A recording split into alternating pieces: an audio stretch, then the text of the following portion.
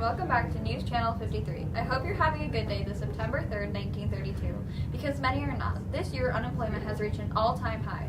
David Friedman tells us that a quarter of the entire population is unemployed. Hopefully, this is the worst of it. Today on your favorite news channel, we are interviewing people from different situations so we can get a better grasp on unemployment in our early 30s, right after this quick commercial break. You suddenly found yourself on the streets and unemployed? Well, we can help. As you may have already heard from Brittany Hurst in her article about breadlines, Capuchin Service Center right here in Detroit, Michigan started as a breadline a few years back. We are serving 1,500 to 3,000 people a day, and we can always feed more. Feel free to stop by at any time, and if you have money, feel free to donate. I hope you all have a wonderful day.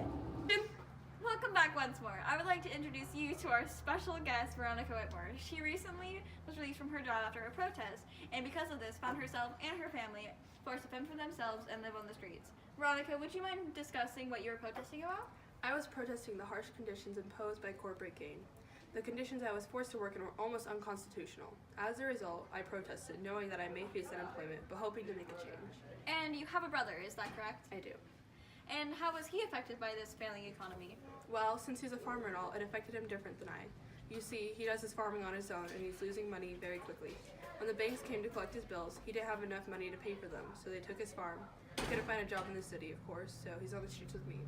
I'm very sorry for everything that's happening to you. I do hope that you and the rest of America can get back up on your feet soon.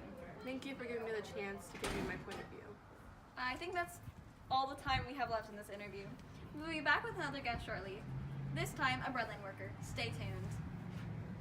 Millions are still on the street, even after President Hoover gave us hope on March 7th, 1930, after the stock market crashed.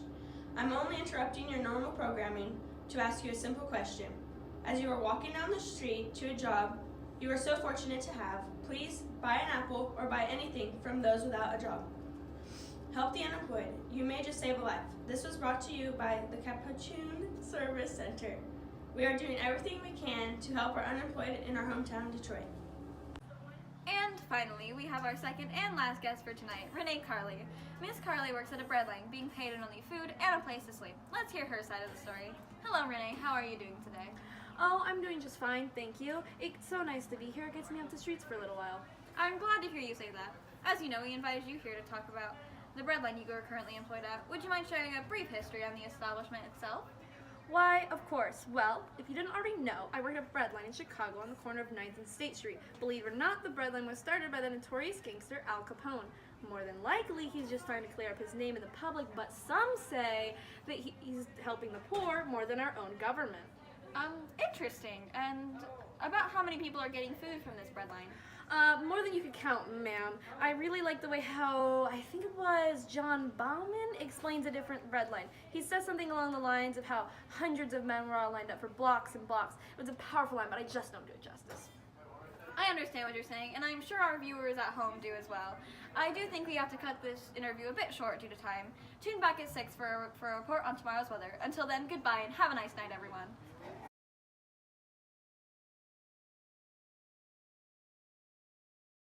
Welcome back to News Channel 57. Welcome back once more. I would like to introduce you to our special guest, Veronica Whitmore. Millions. Nope, it's fine. Okay, wait, Krista. Hurry up, go. My arms hurt. Wait, Krista. Have you suddenly found yourself on the streets and unemployed? Well, there's someone else going.